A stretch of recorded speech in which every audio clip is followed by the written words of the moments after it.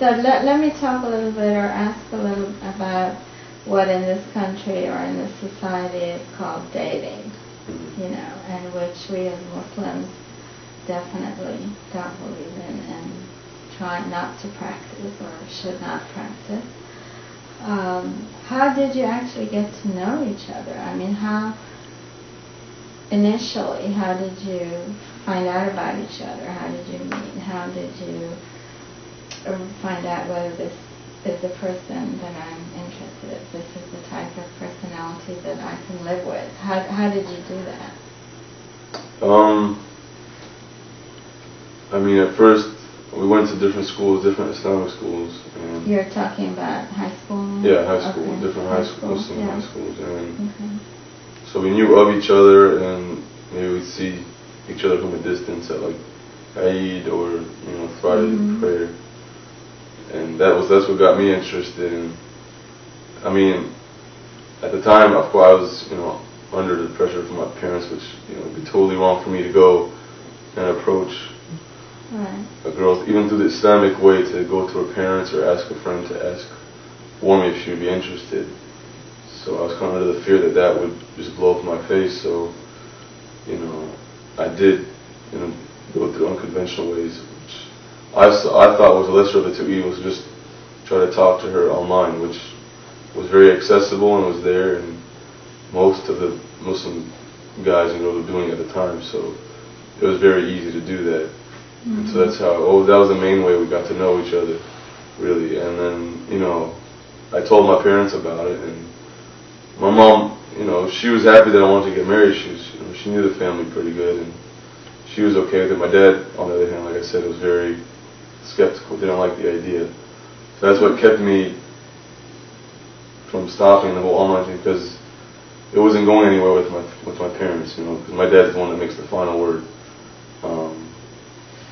Okay, so if your father had been more accepting of the idea of marriage at that age for you, would you have still felt the need for the emailing and text messaging and iMessaging and all that stuff, or would you have been able to get to know Ayesha in a different way?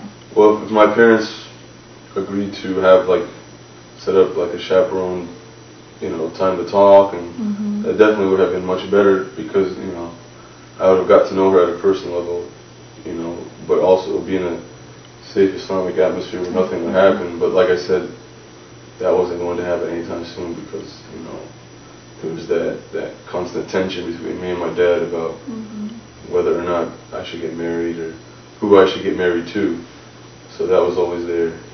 And of course, just the fear of what her parents or her dad might think if I went and approached him and said, I'm interested in your daughter. But my father doesn't think it's a good idea. Yeah. Right? Yeah. That's always a problem. Yeah. So there's a little fear that always keeps you from doing, I guess, what's good. Okay, so looking back, or with other couples your age who are beginning to get to know each other, how would you recommend that they go about it if one of the parents on one side, or even on both sides, are opposed to going further with it? What kind of advice would you give them? What other alternatives does the community offer? One idea that comes up, and I've seen it happen before, is maybe if the girl has a brother and the person knows this brother pretty well, and maybe he can get the brother to set up something where he can be there and they can talk to each other. So that way there's no alone time, really. There's always that person that's chaperoning the procedure. And it could be a safe way to get to know each other. And the parents might not approve, but at least they can start so they can see really, And they're not doing anything wrong. Yeah. Right, and it's not in secret. So there's no fear of sin, but at the same time they actually can get to know each other a little more. That's a problem that we face. And I think it's still a problem today, that a lot of young couples or young Muslim kids feel is getting in their way of finding a partner in life, especially at a young age. Their parents, it's just sort of like a barrier between the parents and the kids. think one very important key to finding a partner at a young age is communication with your parents, and it was something that I was afraid of, but because usually parents are not really, they don't want to hear it at all. They're just like, I don't want to talk about this, and that could have helped a lot, with finding someone or making sure that someone is right for you, or just, I don't know, it would have been a lot helpful if they were more open to the idea, even if they didn't want it to happen, just to talk about it. Right. Yeah, I've heard that from a lot of young people, that their parents don't even want to talk about marriage. And I met with a group of young girls recently, and they were saying how they didn't even know how their parents had met. They had no clue. The parents never talked about how they met or how they got to know each other or how they got married. And so I shared my story with them, but they were so thankful that somebody had told them something.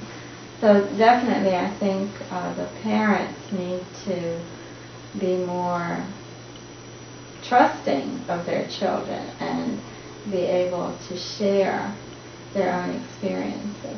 Well, even if before marriage, around, once the child hits the age of puberty, or at least is ready to think about the opposite sex, parents should realize that it's the time to sit my child down and have this talk with him or her about not just marriage, but just that the reality that there is the opposite sex, and you are going to have temptations, and you are going to fall into trouble. With me, it was always, I get into trouble from a run-in with the opposite sex, and then I get the big lecture.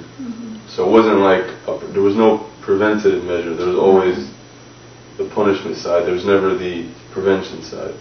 And just like any other problem, it's always better to start with prevention before just the punishment. Okay, so if the parents, how about your parents? Did they talk to you about being attracted to a young man, or no? No, not at all. Okay. So do you think the Islamic schools that we have now should have a role in this and should address these issues within the high schools? An open discussion for even if we do it separately for the young women and the young men, is that something that you think would be helpful? Oh yeah, definitely, because it's a stage that all teenagers go through. Right. And I've seen it in every single one of my friends. They've all had some sort of running with absolutely, it's normal. Opposite sex. I mean, actually, when you just told me about have my parents ever talked to me about the opposite sex, it was funny. I thought of a story that it was so funny that my dad could not talk to me about marriage or anything like that. That there was one time someone actually had proposed to me through my father, and he didn't even tell me about it. What he did was, hey, we're gonna go out on this family boat trip, and so we went out, and then we were just sitting on the boat, and we're like, okay, why don't we go now? And then he's like, oh, I'm just waiting for something, or just waiting for someone to come, my friend or whatever. And it turned out that this guy was actually coming to see me, and I had no idea about it. Yeah, a lot of families do it that way. Right. Yeah. So that's how much there was a lack of communication about what was going on, especially regarding that subject matter. Yeah, that makes it tough, especially growing up here, because we're exposed to so much openness, over-openness, I would say, that it makes it difficult because you're doing things in a different way.